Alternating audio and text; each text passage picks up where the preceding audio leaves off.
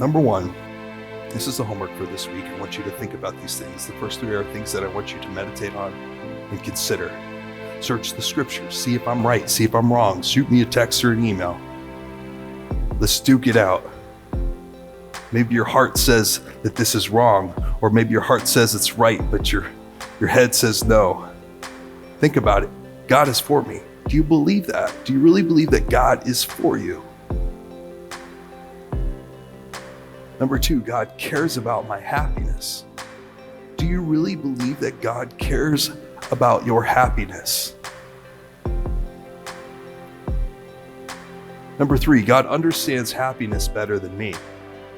That's where it starts to get difficult, right? God understands happiness better than me. God understands better what will make me happy than I even understand. Sometimes I've got myself fixated on something, a solution, or an object of desire, and it is not for me because it is death and destruction. And God understands what will really bring me joy and happiness and fulfillment. Number four, what do I think will make me happy? What do I think? What do I think my problem is? What do I think my solution is? Write it down. Because I want you to step back from it and see the bigger perspective of what God is already doing. Because number five, am I missing the solution God has already provided for me?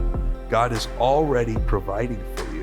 He is already working in your circumstance, in your situation, because He's for you and He cares about you and He loves you. He is already doing these things. He is already doing God's stuff. He was already providing for Adam and Eve, and they didn't understand that provision.